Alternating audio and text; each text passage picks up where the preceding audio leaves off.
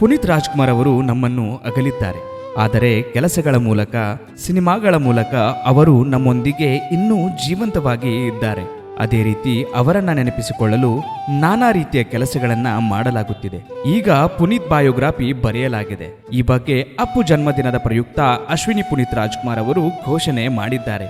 ಈ ವಿಚಾರ ತಿಳಿದು ಫ್ಯಾನ್ಸ್ ಖುಷಿ ಪಟ್ಟಿದ್ದು, ಇದರ ಅಧಿಕೃತ ದಿನಾಂಕ ಇನ್ನಷ್ಟೇ ತಿಳಿಯಬೇಕಾಗಿದೆ. ಪುನೀತ್ ಅವರನ್ನ ಫ್ಯಾನ್ಸ್ ಪ್ರೀತಿಯಿಂದ ಅಪ್ಪು ಎಂದು ಕರೆಯುತ್ತಿದ್ದು, ಹೀಗಾಗಿ ಅಪ್ಪು ಅನ್ನೋ ಹೆಸರಿನಲ್ಲೇ ಪುನೀತ್ ಬಯೋಗ್ರಫಿ ಬರೆಯಲಾಗಿದೆ. ಅಶ್ವಿನಿ ಮತ್ತು ಪ್ರಕೃತಿ ಬನವಾಸಿ ಒಟ್ಟಾಗಿ ಸೇರಿ ಈ ಪುಸ್ತಕ ಬರೆದಿದ್ದಾರೆ. 2 ವರ್ಷಗಳ ಪ್ರಯತ್ನದಿಂದ ಈ ಪುಸ್ತಕ ಹೊರಬಂದಿದೆ. ಈ ಪುಸ್ತಕದ ಕವರ್ ಪೇಜ್ ಹೇಗಿದೆ ಎಂಬುದನ್ನ ರಿವೀಲ್ ಮಾಡಲಾಗಿದೆ. ಅಪ್ಪು ಬರ್ತ್ಡೇ ಸಂದರ್ಭದಲ್ಲಿ ಅಶ್ವಿನಿ ಹಾಗೂ ಮಕ್ಕಳು ಪುಸ್ತಕ ಹಿಡಿದು ಪೋಸ್ ಅನ್ನ ಕೊಟ್ಟಿದ್ದು, ಅಪ್ಪು ಕಲರ್ಫುಲ್ ಜೀವನವನ್ನ ತೆರೆದಿಡುವ ಪುಸ್ತಕಕ್ಕೆ ಬ್ಲ್ಯಾಕ್ ಅಂಡ್ ವೈಟ್ ನ ಕವರ್ ಪೇಜ್ ಮಾಡಲಾಗಿದೆ.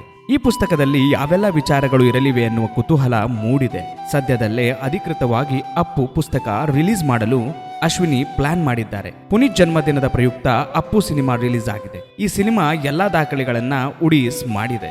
ಈ ಬೆನ್ನಲ್ಲೇ ಅಪ್ಪು ಬಯೋಗ್ರಫಿ ಹೊರಬರುತ್ತಿರುವ ವಿಚಾರ ತಿಳಿದು ಫ್ಯಾನ್ಸ್ ಕೂಡ ಖುಷಿ ಆಗಿದ್ದಾರೆ.